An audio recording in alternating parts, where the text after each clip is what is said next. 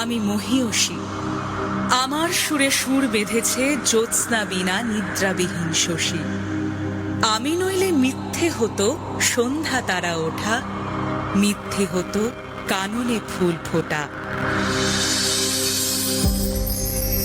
রবীন্দ্রসৃষ্ট নবজাগরণের নারী চরিত্ররা কেবল মমতাময়ী নয়, তারা ব্যক্তিত্বে স্বাধীন চেতা, প্রগতিশীল।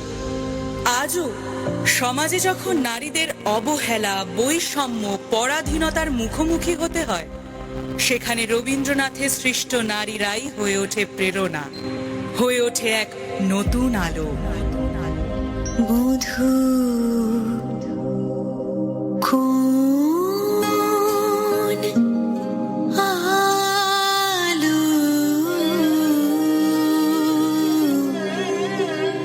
লাগলো, লাগলো চোখে। রবি ঠাকুরের বিনোদিনী বিধবা নারী হয়েও নিজের ইচ্ছেকে গুরুত্ব দিয়ে যৌবনের রং, রূপ, গন্ধ আস্বাদন করতে চেয়ে ভেঙেছিল সমাজের বিধিনিষেধ। আবার চতুরঙ্গের দামিনী যেন বিনোদিনীরই সম্প্রসারণ।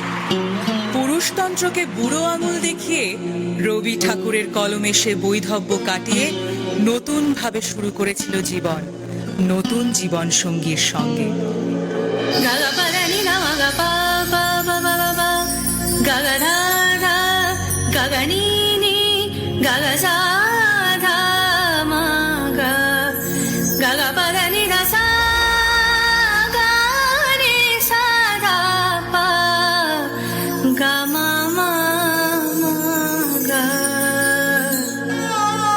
শেষের কবিতার লাবণ্য প্রেমকে খুঁজতে চেয়েছিল স্পর্শে নয়, মননে। জীবনের জটিলতার কারণে ভালোবাসা সত্ত্বেও সে তার প্রেম অমিতকে মুক্তি দিয়েছিল। অন্যদিকে চারুলতার ধন, ঐশ্বর্য থাকা সত্ত্বেও পায়নি স্বামীর ভালোবাসা। তাই অমলের সান্নিধ্যে এসে সে পেতে চেয়েছিল নিঃসঙ্গতা থেকে মুক্তি এবং তার লেখিকা সত্তার মাধ্যমে হতে চেয়েছিল স্বতন্ত্র। ছিল মন তোমারই প্রতীক্ষা করি, যুগে যুগে দিন রাত্রি ধরি। ছিল মর্ম বেদনা ঘন অন্ধকারে, জন্ম জন্ম গেল বিরহ শোকে।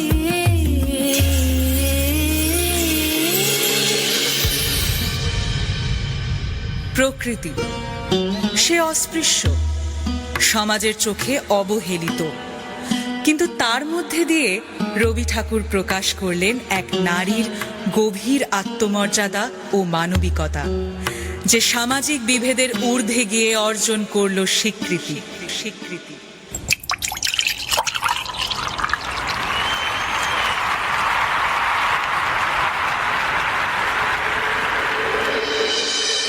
স্ফুট মঞ্জরি কুঞ্জবনে, সঙ্গীত শুন বিষণ্ণ মনে।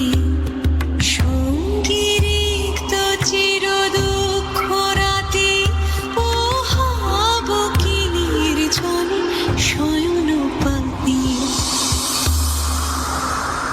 নারী কেবল রূপে আবদ্ধ নয়, বরং তার ব্যক্তিত্ব, সাহস ও শক্তির জন্য পরিচিত। পুরুষের মতো লালিত হলেও চিত্রাঙ্গদাকে তার নিজের নারী পরিচয় ও অধিকারের জন্য লড়াই করিয়েছেন রবি ঠাকুর, যা আজও করে চলেছে অনেক নারী। আমি চিত্রাঙ্গদা, আমি রাজেন্দ্র নন্দিনী, নহি দেবী নহি সামান্যা নারী।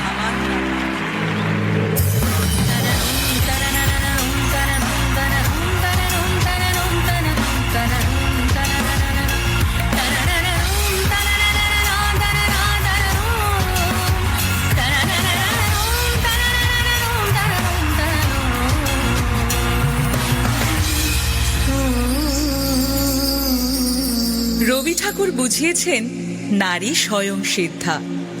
তারা কারোর ওপর নির্ভরশীল নয়, বরং তাদেরই উপর দাঁড়িয়ে আছে পরিবার, এই সমাজ, এই দেশ, এই গোটা পৃথিবী। লাগলো